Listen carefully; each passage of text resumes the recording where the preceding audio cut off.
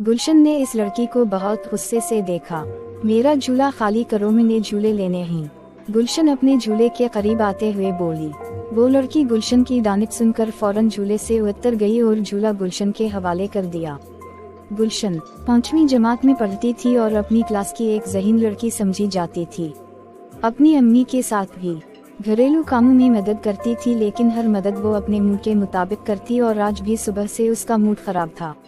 इसलिए आज स्कूल से छुट्टी होने के बावजूद भी वो घरेलू माहौल में अपनी अम्मी का हाथ नहीं बटा रही थी। बस सुबह ही से अपने पसंदीदा झूले पर झूल रही थी।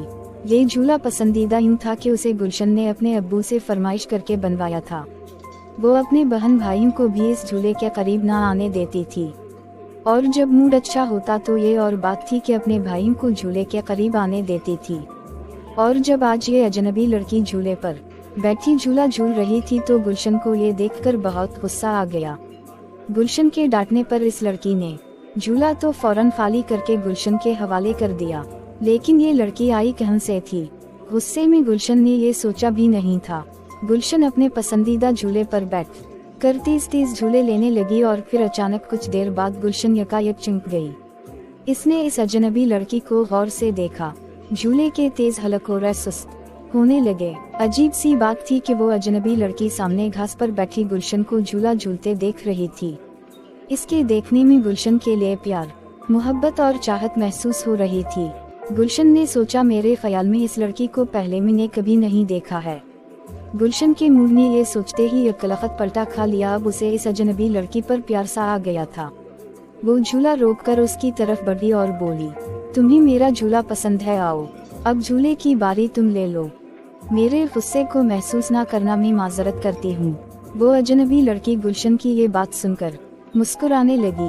मैं बहुत गरीब लड़की हूँ, मेरे घर ऐसा झूला नहीं है, तुम मेरे साथ दोस्ती कर लो और रोजाना मुझे झूला भी झूलने दिया करो। अजनबी लड़की ने जवाबन कहा। दोस्ती का सुनकर गुलशन ने अपना हाथ उसकी तरफ बढ़ा दिया। अजनबी लड़की ने गुलशन का हाथ नरमी से अपने दोनों हाथों में थाम लिया। गुलशन बोली, मुझे तुम्हारी दोस्ती कबूल है और मेरा झूला भी तुम्हारे लिए हाजिर है। जब तुम्हारा जी चाहे आकर झूला झूल लिया करो। वो दोनों बातें कर रही थी कि गुलशन को अपनी अम्मी की पुकार सुनाई दी। वो किसी काम के लिए गुलशन को बुला रही थी। अपनी अम्मी की पुकार पर गुलशन का चेहरा बिगड़ने लगा। अजनबी लड़की ने ये देखा तो फौरन कहा, देखो ऐसा ना करो, आओ हम दोनों इकट्ठे अम्मी की तरफ चलते हैं। तुम्हें अपनी अम्मी के साथ घर के कामों में हाथ बटाना चाहिए। गुलशन ने अजनबी लड़की की तरफ हैरत से देखा, क्योंकि इस लड़की का लिबास अब रंग बदलने लगा था।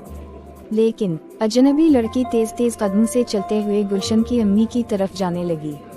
गुलशन को भी इसका साथ देना पड़ा। अजनबी लड़की ने गुलशन की अम्मी के करीब जाकर सलाम किया।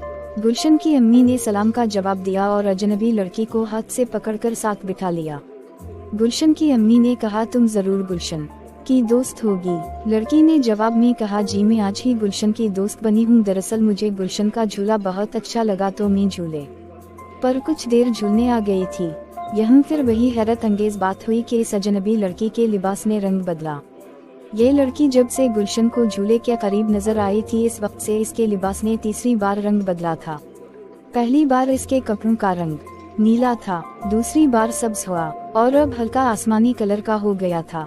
ये देखकर गुलशन हैरत भरी आवाज में बोली, ये क्या हो रहा है? तुम्हारे कपड़े रंग क्यों बदल रहे हैं? गुलशन की अम्मी गुलशन की बात पर मुस्कुराने लगी और फिर बोली, मेरी भूली बेटी, ये तुम्हारी दोस्त परी है और परसतान से आई है। गुलशन की अम्मी की इस बात पर अजनबी लड़की और गुलशन दोनों हैरान रह गए। वो अजनबी लड़की बोली, ये आपने कैसे जाना कि मैं परी हूँ? गुलशन की अम्मी ने कहा, वो ऐसे कि मैं जब छोटी थी और गुलशन की उम्र की थी तो मेरी भी एक परी दोस्त बनी थी। उसका नाम महापारा था।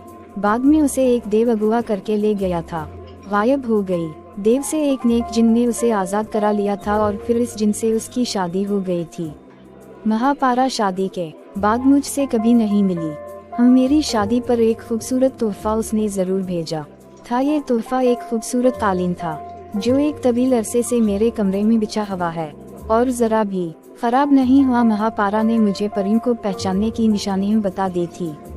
इन निशानियों से मैंने तुम्हें देखते ही पहचान लिया था। गुलशन ने ये सब सुनकर अम्मी से कहा, अम्मी जान आप इतनी गहरी हैं, हमें तो आपने कभी ये परी वगैरह के बारे में नहीं बताया। ये मेरी दोस्त परी भी मुझे कह रही थी कि मैं गरीब लड़की हूँ और मेरे घर ऐसा झूला नहीं है।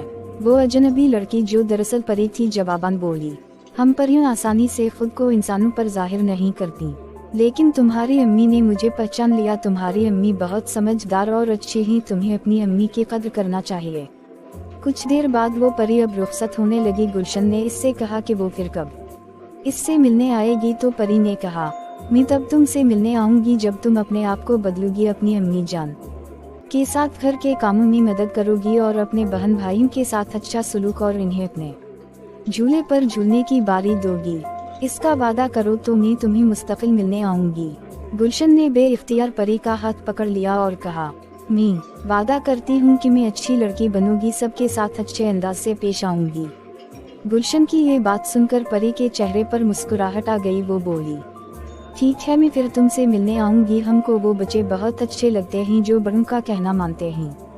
ये कहते हुए इस लड़की का रूप बदलने लगा। वो लड़की कुछ देर में परी बन चुकी थी और फिर वो परवास करते हुए आसमान पर गुलशन और इसकी अम्मी की निगाहों से दूर होते होते तारा बनकर गायब हो गई।